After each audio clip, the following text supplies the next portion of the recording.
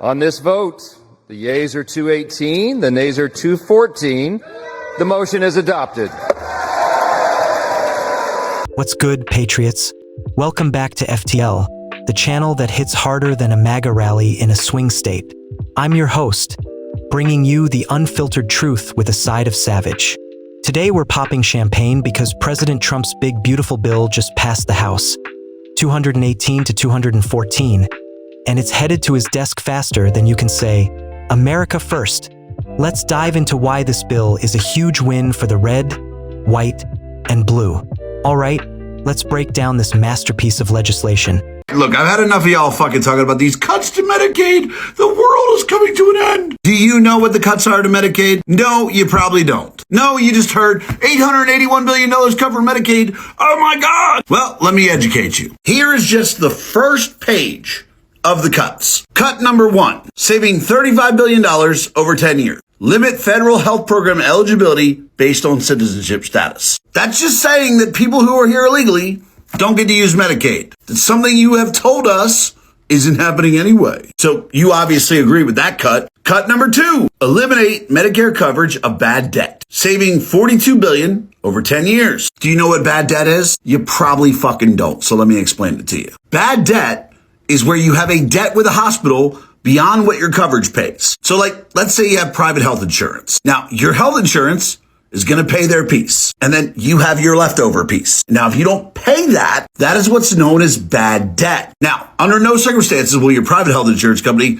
cover your bad debt. However, if you have Medicaid, the American taxpayer will cover up to 65% of that debt. Now, how hospitals use that to their advantage is they up the prices for people on Medicaid, therefore making that bad debt increase dramatically, and the American taxpayer pays 65% of it. All this would say is that we're not going to do that anymore. Therefore, hospitals can't charge more for people on Medicaid because they're not going to make any extra money from it. Who the fuck is opposed to that? Next, Medicare site neutrality, set to save $148 billion over the 10 years. That one's actually really simple. All that says is the hospitals can't charge people on Medicare and Medicaid more. It just says they have to charge people on Medicare and Medicaid the same prices they charge people on private health insurance or cash. Is there anyone who's opposed to that? No, I didn't think so. Now, from just those three, we're looking at $200+ billion in savings. Now, I imagine if I said we're going to cut $200 billion from Medicaid, y'all would freak the fuck out. However, when you do a little bit of fucking research, when you actually look into the topic that you're bitching about, making TikToks about, you can see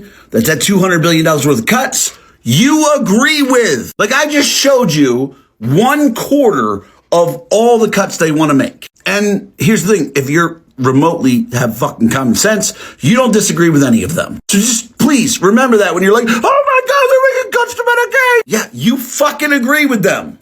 The One Big Beautiful Bill Act, because it's not just a bill. It's a love letter to every hardworking American who's sick of the swamp's nonsense. First off, let's talk tax cuts. This bill locks in Trump's 2017 Tax Cuts and Jobs Act, making those sweet reductions permanent. We're talking more money in your pocket, folks. The average family with 2 kids, you're looking at a take-home pay boost of $7,600 to $10,900. That's not pocket change. That's a new truck payment or a family vacation to a non-woke destination. And for you servers and overtime grinders, no more taxes on tips or overtime pay until 2028. Imagine keeping every cent of that hard-earned cash. The left's crying harder than AOC at a border wall groundbreaking. Next, let's get to the border. This bill pumps serious cash into border security. $350 billion to be exact.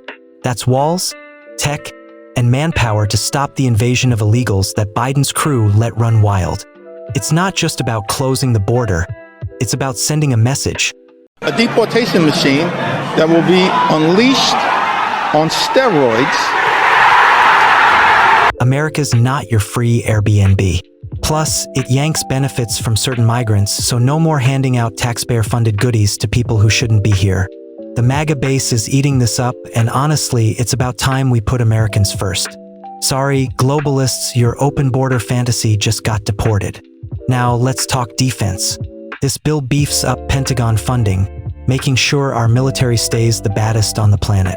While the Dems are busy funding pronoun workshops, we're arming our troops to keep China, Russia, and any other wannabe empires in check.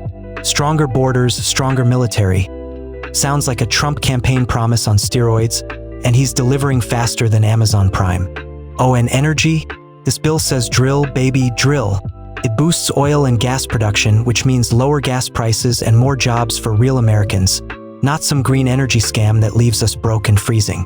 Elon Musk might be whining on X about his solar dreams, but let's be real, his Tesla chargers aren't powering the heartland. This bill's for the roughnecks and rig workers, not Silicon Valley billionaires pretending to care about the working class. And here's a spicy nugget. The child tax credit jumps to $2,200, up from $1,000. That's real help for families, not some bureaucratic handout. Plus, seniors over 65 get a standard deduction bump of up to $4,000 through 2028. And if you're earning under $75,000, you're getting a $6,000 Social Security tax break. That's Trump looking out for the little guy while the Dems clutch their pearls and scream about billionaires. Newsflash, Hakeem Jeffries. Your 8-hour tantrum on the House floor didn't stop this train. Maybe take a nap and try again in 2026. Let's not forget the state and local tax deduction, or SALT, going from $10,000 to $40,000. That's a massive win for folks in high-tax states who've been getting crushed. The Senate tried to sneak in a 5-year limit, but even that's better than the nothing burger the Dems offered. And for the farmers and small businesses out there, this bill's got your back with provisions for family farms and housing affordability. It's Main Street over Wall Street, just like Trump promised. Hey, listen, how about all the wins for the president and this party? Here's just a sample from the last 2 weeks. The headline today will be, the one big beautiful bill passes the Congress, okay?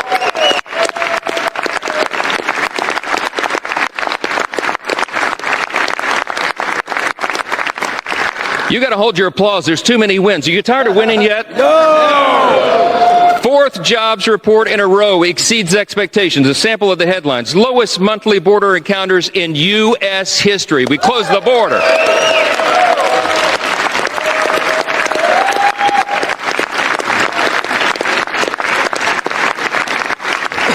Last couple of days, a new trade deal with Vietnam and all the countries of the world around the world lining up for that. UPenn agrees to ban biological men from women's sports.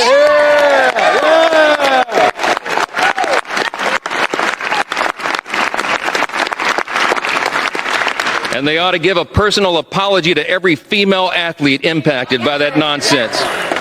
Gas prices are at a 4-year low, my friends. The Air Force and Space Force both hit their 2025 recruiting goals 3 months early. Israel is agreeing to a 60-day ceasefire with Hamas. Successful strike on Iranian nuclear sites handles that problem. That's exactly right.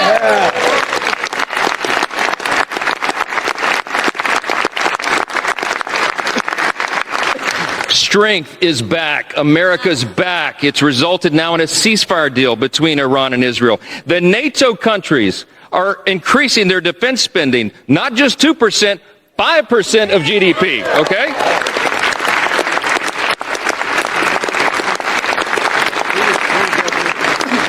The president got in charge and got a Rwanda-Congo peace deal. The Supreme Court ended nationwide injunctions. How about that?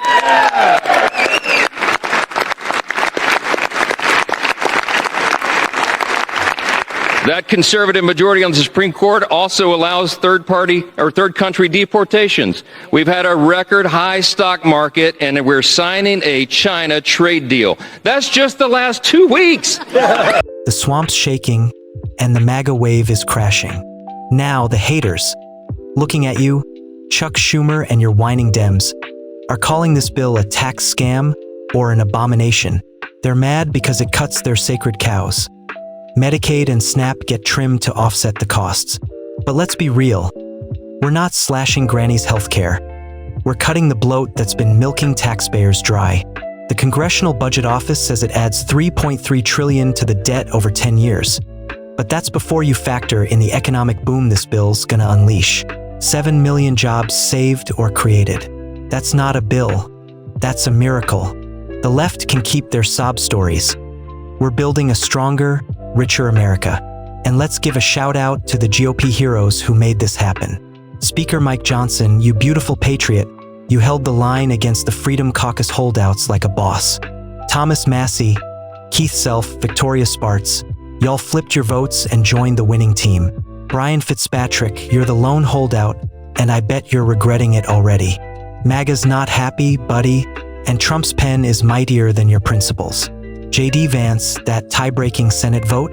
Pure gold. This is what unity looks like.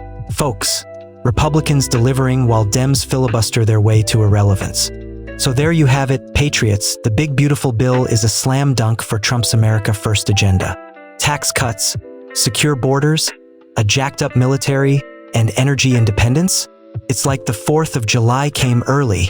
Hit that like button, subscribe to FTL, and drop a comment if you're ready to make America great again.